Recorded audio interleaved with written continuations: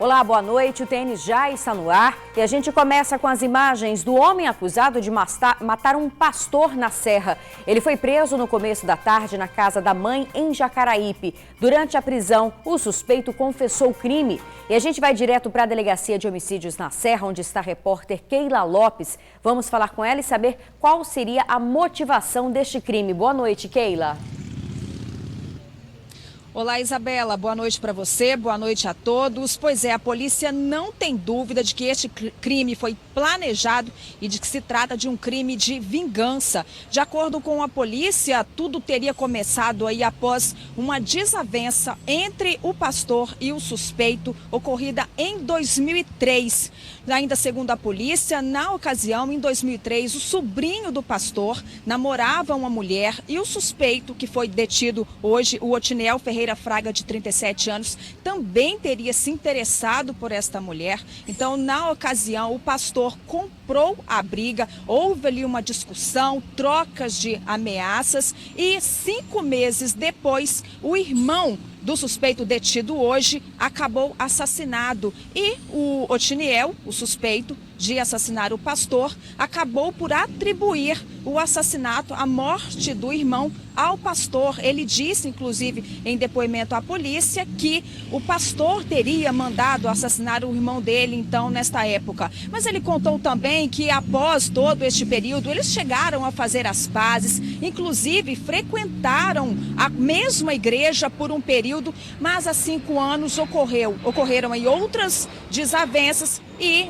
segundo o Otiniel, segundo o suspeito, reviveu aí esse sentimento de vingança. Ele comprou, então, uma arma por R$ 3.500, passou a planejar este crime, ele queria vingar a morte do irmão e, então, na última semana, durante a semana passada, ele estudou toda a rotina do pastor e no último domingo, no momento em que o pastor abria a igreja, ele efetuou um disparo, não acertou, acabou por dar outro tiro, também não acertou. Já quando o pastor corria ali, já estava na porta de casa, ele efetuou um terceiro tiro que feriu o pastor pelas costas. O delegado responsável por estas investigações, Dr. Rodrigo Sandimori, contou em detalhes sobre a motivação aí deste crime. Vamos acompanhar na reportagem preparada pelo repórter Vinícius Rangel.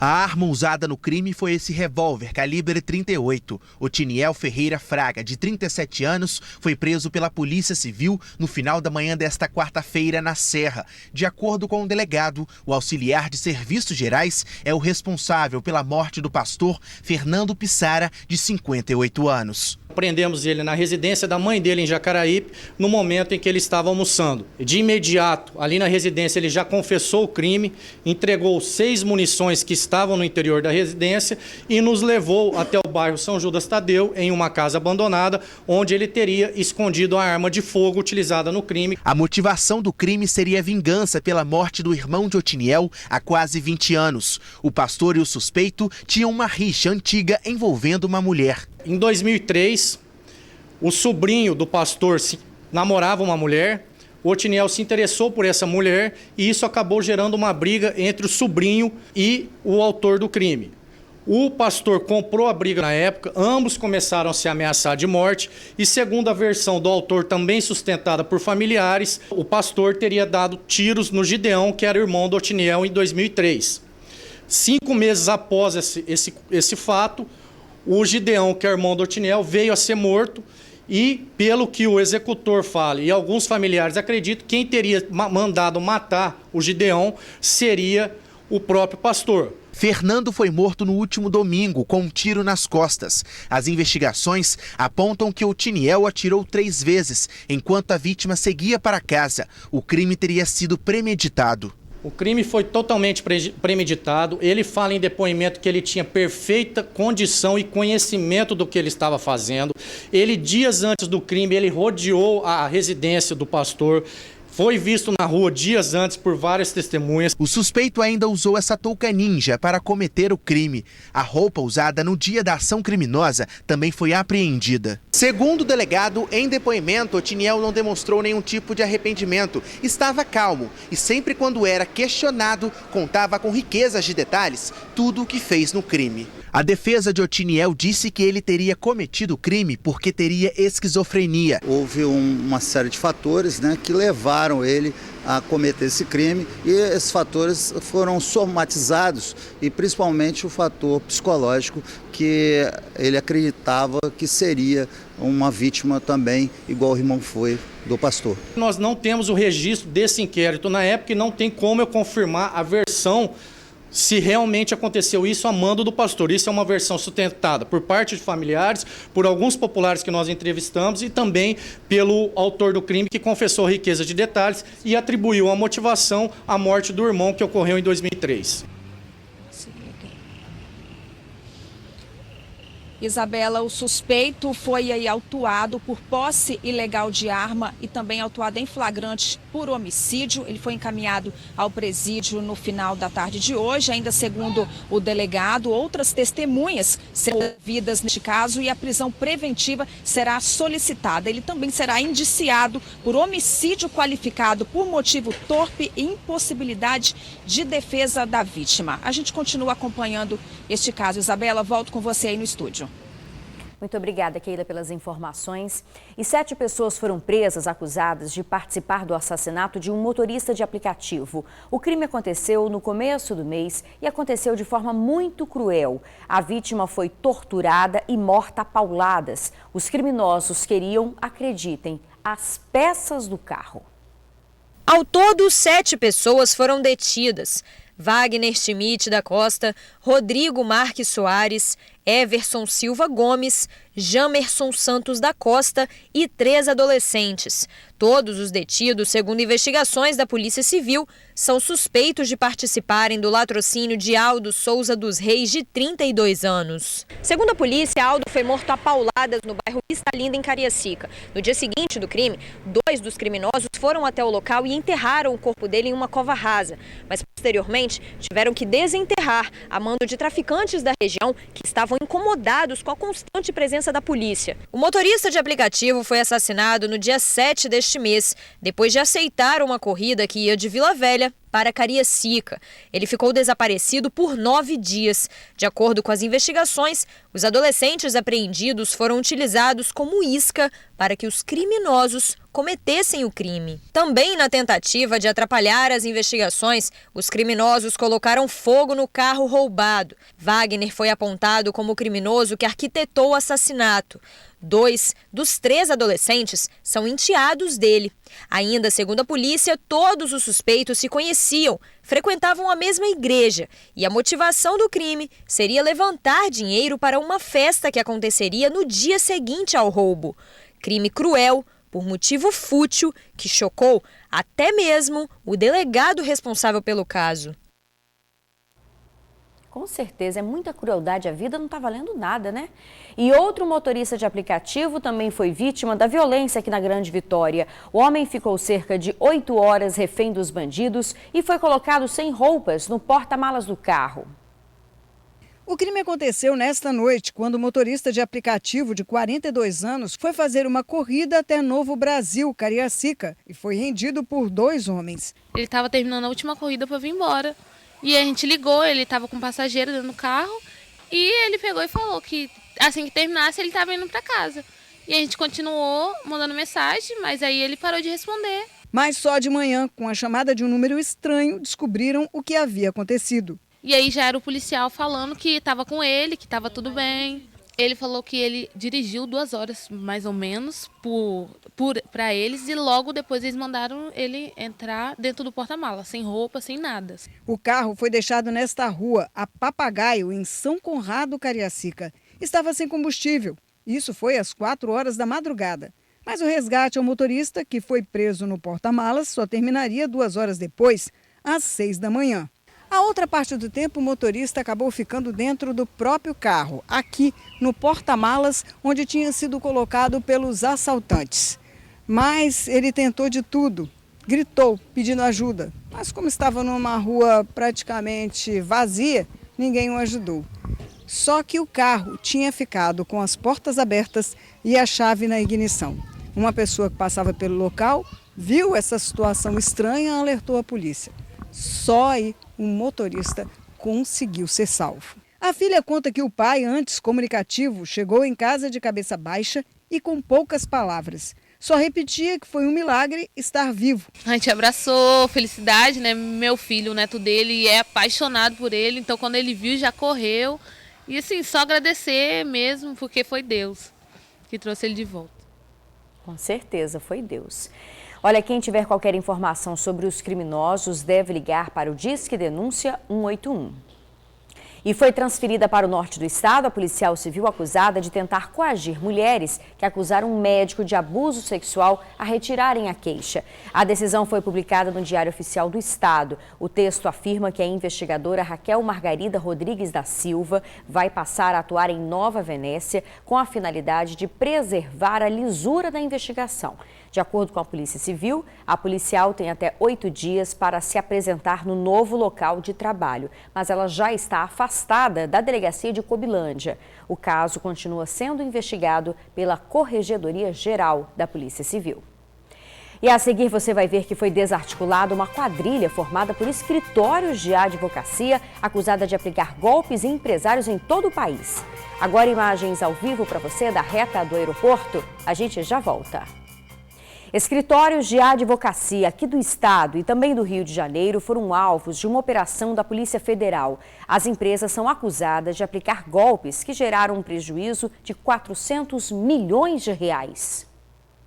A Polícia Federal, junto com a Receita Federal, desarticulou uma quadrilha formada por escritórios de advocacia. A suspeita é que o grupo vendia créditos de mentira para empresas em Vitória e no Rio de Janeiro. A promessa era reduzir os tributos federais. Estas empresas de consultoria geralmente convencem os empresários a lhes fornecer a chave de acesso aos sistemas que cada empresa tem para transmitir dados à Receita Federal. E em nome destas empresas, inseriam informações falsas em nome do contribuinte nas declarações que essas empresas precisam transmitir à Receita Federal. Foram cumpridos 2 mandados de busca e apreensão em escritórios de advocacia em Vitória e no Rio. Nós constatamos a existência de práticas fraudulentas envolvendo o escritório de advocacia sediado no Rio de Janeiro, que vem coordenando essas atividades.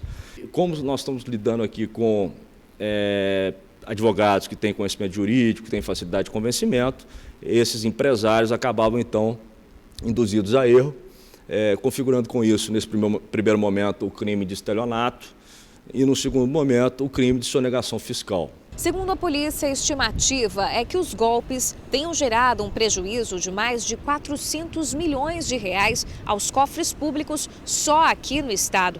As investigações continuam. Nós temos elementos fortes de que ele vinha atuando em vários outros estados do Brasil.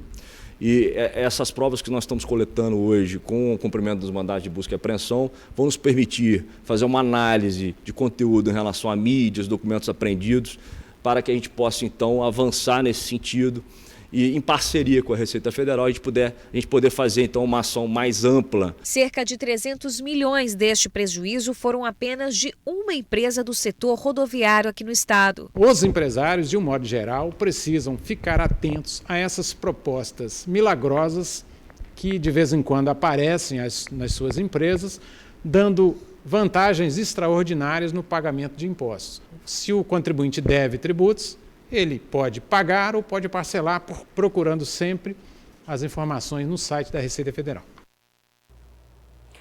Olha, mais de 40 homens acusados de violência doméstica e sexual foram presos pela Polícia Civil. A Operação Marias aconteceu na Grande Vitória e em mais 8 municípios capixabas. Os suspeitos são acusados de violência doméstica contra a mulher e familiares ou violência contra a dignidade sexual. Somente em Aracruz, 15 homens foram presos. São pessoas envolvidas em agressões, ameaças e estupros contra a mulher.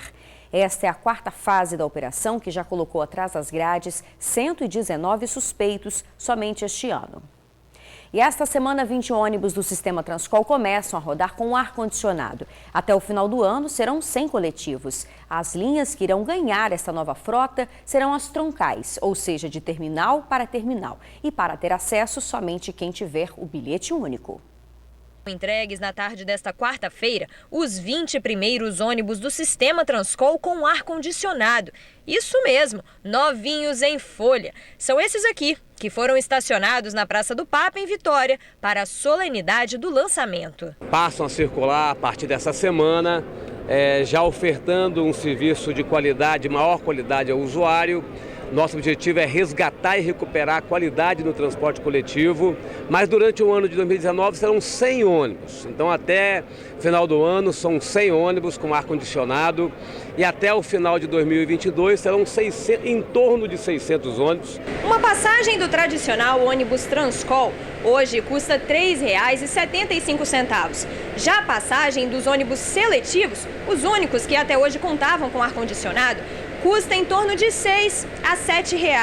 A pergunta que não quer calar é a seguinte: se ônibus Transcol com ar-condicionado vai pesar mais no bolso do passageiro? Não tem nada a ver com o aumento de passagem. O que nós estamos ofertando é um serviço que nós estamos negociando firmemente com o sistema de transporte coletivo para que a gente melhore a qualidade e a gente possa buscar mais passageiros. Bom, o valor não será alterado, mas a forma da cobrança sim. Para embarcar nos novos ônibus, os passageiros terão que pagar a passagem com um bilhete único. Sobre as linhas que serão alimentadas pelos novos coletivos, são aquelas chamadas troncais, que transitam apenas de terminal para terminal. Segundo o diretor-presidente da Seturb, um mapeamento está sendo feito para identificar quais linhas receberão o reforço. Serão as linhas troncais com maior carregamento, são as linhas que transportam a maior quantidade de passageiros. Essa é a prioridade para que esses carros entrem em operação. Tem muito tempo que não tinha renovação dos ônibus, nós ficamos aí 4 anos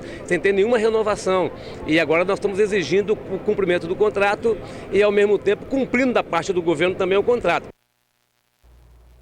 E a seguir, a família do pequeno Juan, vítima de bala perdida, agradece pela recuperação da criança em casa. Agora você vê imagens ao vivo da Reta da Penha. A gente volta rapidinho com todos os detalhes. Depois do susto, se recupera em casa o pequeno Juan, de 7 anos, vítima de bala perdida em Cariacica. Ele passou por uma cirurgia e a família agora só tem a agradecer pela recuperação. Finalmente em casa. Juan está agora no aconchego da família. 21 dias depois de quase perder a vida num tiroteio no bairro Nova Rosa da Penha 1, em Cariacica, o nosso pequeno herói de 7 anos chegou em casa na tarde desta terça-feira. Juan, qual foi a primeira coisa que você fez quando você chegou em casa? Eu abracei meu irmão. Tava com saudade dele? Eu abracei meu irmão e minha tia e minha mãe. A família toda, né? Tava com saudade deles, né? Uhum. E ele mostra pra gente as marcas da cirurgia, um procedimento feito de peito aberto para retirar a bala que ficou alojada. O tiroteio aconteceu no último dia 5. Juan estava bem aqui na rua por volta das 18 horas quando foi vítima de bala perdida. Quem viu a cena ficou desesperado e pediu socorro. O socorro foi prestado pelo Ronilson. Ele chegou a parar um carro no meio da rua para levar o menino para o hospital. Todo mundo falando, vamos esperar o socorro da polícia. Aí o meu desespero foi maior, entendeu? Aí eu parei o primeiro carro que estava vindo. Na hora já abri a porta, já coloquei ele dentro. Aí a tia dele falou que já era parente e tal. Peguei e coloquei ela também. Aí eles pegou e correram para Tacibá. Juan está um pouco traumatizado com o que aconteceu. Enquanto estava internado, ele gravou um vídeo pedindo um tablet para brincar em casa por causa do medo de sair na rua. Oi, gente, compra um tablet para mim, porque agora eu tô com medo de ficar na rua.